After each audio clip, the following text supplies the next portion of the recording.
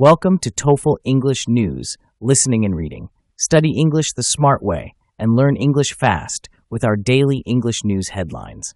Let's get started. Live from NPR News in Washington, I'm Ryland Barton. The Trump administration has announced sanctions on Russia's two largest oil companies. It comes after efforts to end the war in Ukraine have repeatedly failed. Ukraine's President Volodymyr Zelensky has been asking for more foreign help, and Trump canceled a meeting with Russian President Vladimir Putin to discuss ending the war. Hopefully he'll become reasonable, and hopefully Zelensky will be reasonable too. You know, it takes two to tango, as they say. The Treasury Department said the sanctions are a result of, quote, Russia's lack of serious commitment to a peace process. Putin directed drills of the country's nuclear forces today, including practice missile launches from land and by submarine. The drills also involved bombers firing long-range missiles. Russia's military said the exercise tested the skills of military command structures.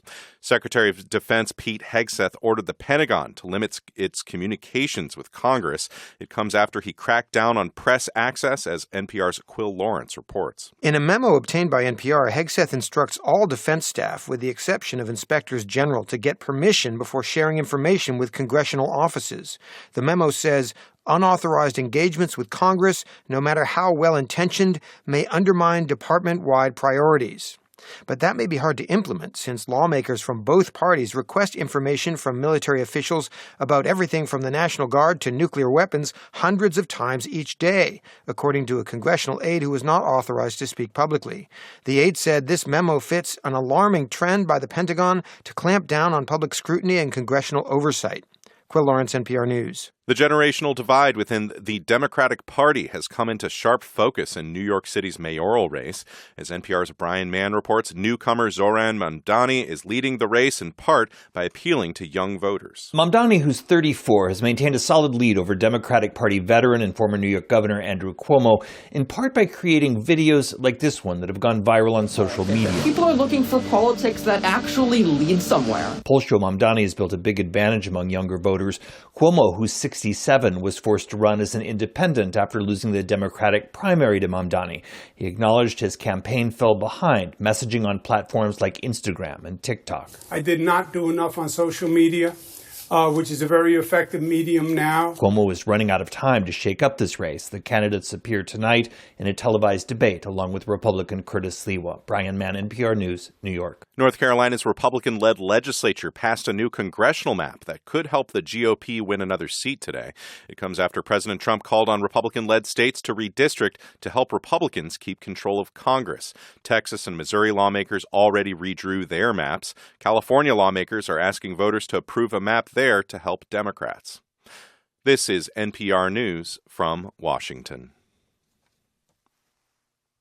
President Trump is pushing back at criticism from beef producers over his proposal to purchase beef from Argentina. The White House has been mulling a plan to buy Argentine beef as a way to lower costs for U.S. consumers. In a social media post, Trump said America's farmers would be, quote, terrible if it weren't for him. He's supporting Argentina's struggling economy ahead of elections, seen as a referendum on his ally, President Javier Milei. Peru's new president declared a state of emergency in the capital in the latest attempt to stem a surge in violence in recent years. President José Heri said the emergency in Lima will last 30 days. He's considering deploying soldiers and restricting freedom of assembly and movement. And Coca-Cola is launching a new glass bottle version of its signature drink made with cane sugar. As Marlon Hyde from member station WABE reports, the Trump administration has been pushing for the change. For Coke drinkers looking to avoid high fructose corn syrup, they now have a new option. The Atlanta-based beverage giant is rolling out a new 12-ounce single-serve glass bottle of Coke made with U.S. cane sugar. Corn syrup is used as an ingredient for Cokes in the U.S. and has been for a long time, partly because of cost. However, President Trump and his administration have pushed for the company to go away from using high fructose corn syrup.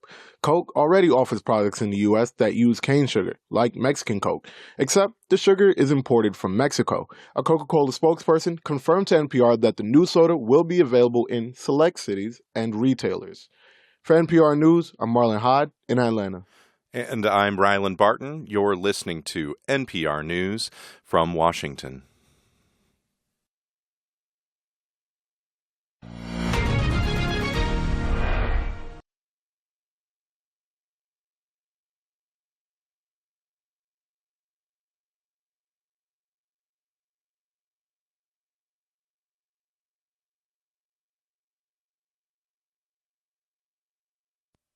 Live from NPR News in Washington, I'm Ryland Barton. The Trump administration has announced sanctions on Russia's two largest oil companies. It comes after efforts to end the war in Ukraine have repeatedly failed. Ukraine's President Volodymyr Zelensky has been asking for more foreign help, and Trump canceled a meeting with Russian President Vladimir Putin to discuss ending the war. Hopefully he'll become reasonable, and hopefully Zelensky will be reasonable too. You know, it takes two to tango, as they say. The Treasury Department said the sanctions are a result of, quote, Russia's lack of serious commitment to a peace process. Putin directed drills of the country's nuclear forces today, including practice missile launches from land and by submarine. The drills also involved bombers firing long-range missiles. Russia's military said the exercise tested the skills of military command structures.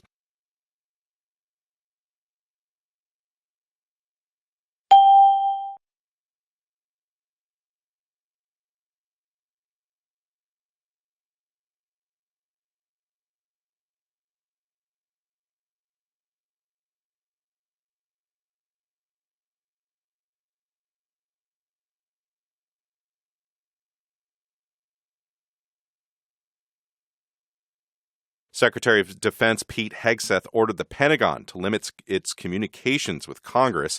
It comes after he cracked down on press access, as NPR's Quill Lawrence reports. In a memo obtained by NPR, Hegseth instructs all defense staff, with the exception of inspectors general, to get permission before sharing information with congressional offices.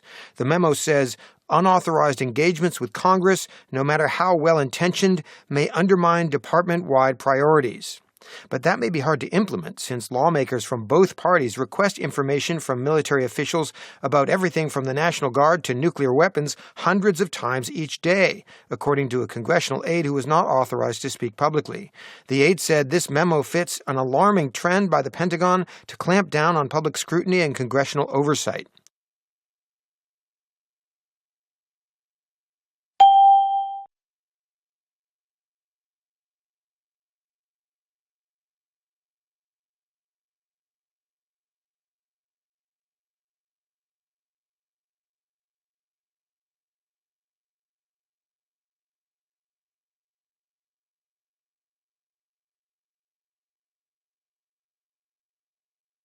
The generational divide within the Democratic Party has come into sharp focus in New York City's mayoral race. As NPR's Brian Mann reports, newcomer Zoran Mamdani is leading the race in part by appealing to young voters. Mamdani, who's 34, has maintained a solid lead over Democratic Party veteran and former New York Governor Andrew Cuomo, in part by creating videos like this one that have gone viral on social media. People are looking for politics that actually lead somewhere. Polls show Mamdani has built a big advantage among younger voters. Cuomo, who's 67, was forced to run as an independent after losing the Democratic primary to Mamdani.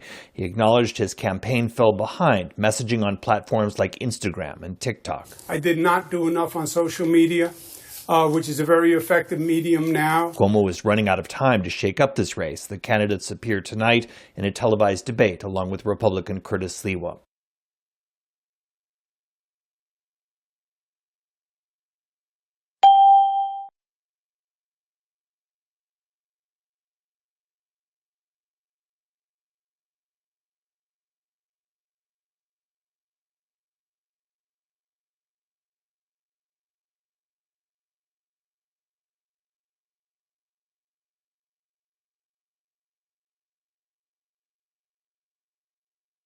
And Coca-Cola is launching a new glass bottle version of its signature drink made with cane sugar. As Marlon Hyde from member station WABE reports, the Trump administration has been pushing for the change. For Coke drinkers looking to avoid high fructose corn syrup, they now have a new option. The Atlanta-based beverage giant is rolling out a new 12-ounce single-serve glass bottle of Coke made with U.S. cane sugar. Corn syrup is used as an ingredient for Cokes in the U.S. and has been for a long time, partly because of cost. However, President Trump and his administration have pushed for the company to go away from using high fructose corn syrup. Coke already offers products in the U.S. that use cane sugar, like Mexican Coke, except the sugar is imported from Mexico. A Coca-Cola spokesperson confirmed to NPR that the new soda will be available in select cities and retailers.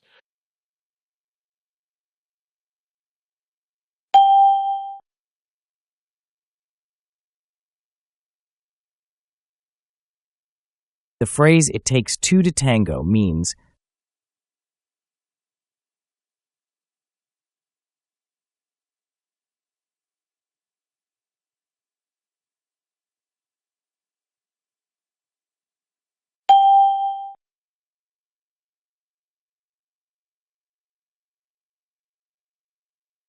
6. The phrasal verb crack down on means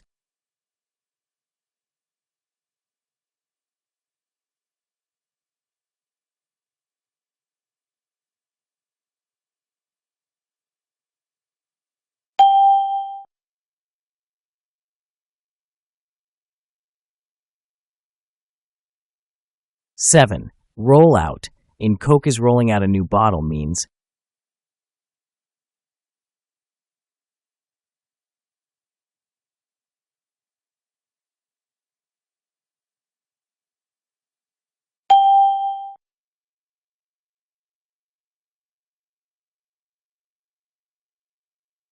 8.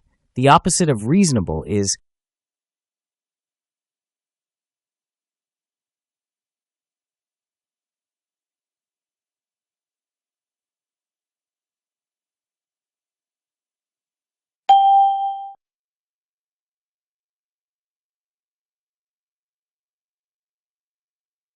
9. Unauthorized means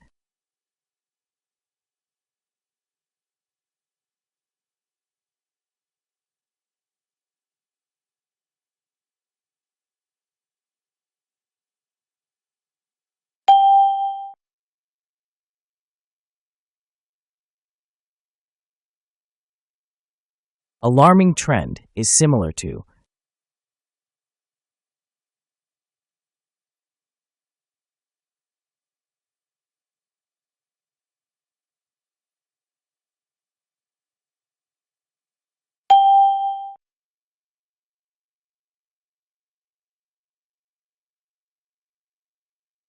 11. Viral in social media means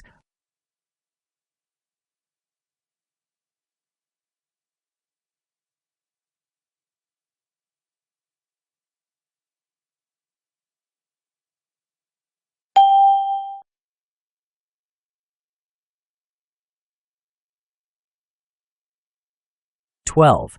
Acknowledged is closest in meaning to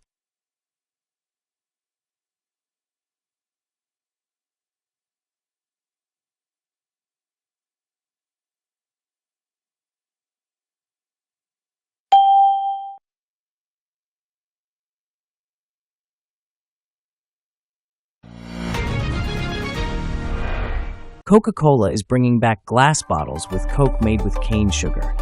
Would you rather buy soda in glass bottles or plastic ones? Why? Please share your ideas in the comments.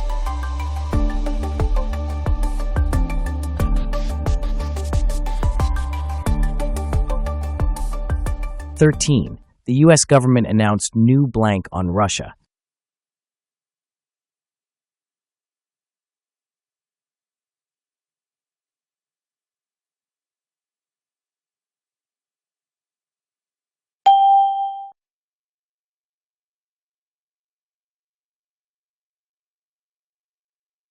"14. The Russian president directed drills of the country's blank forces.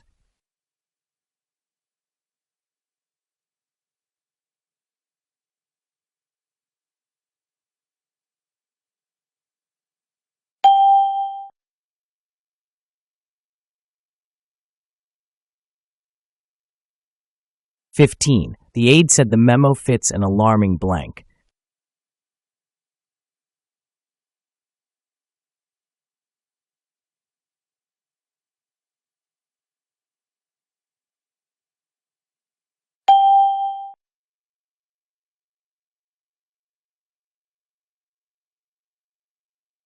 "16. The Coca-Cola drink is made with U.S. blank sugar.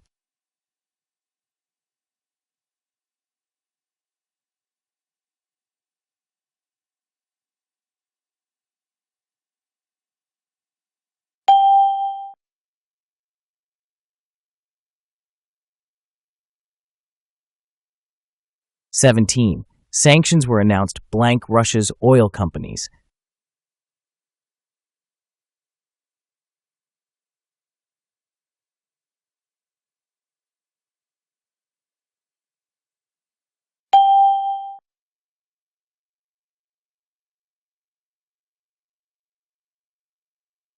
"18. Efforts to end the war have failed blank the past.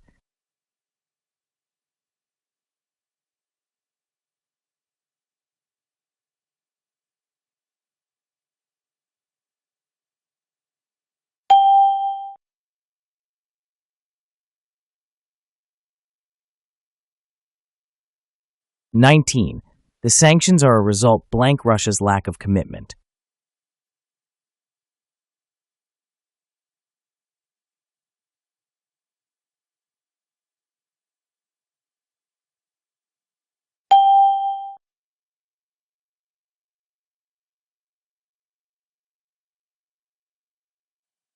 The drills were directed blank President Putin.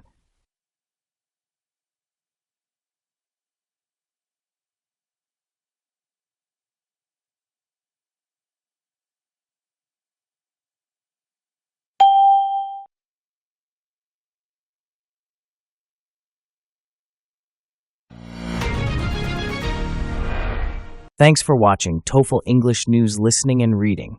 Keep watching our daily English news for easy English learning. Don't forget to subscribe, like, and comment.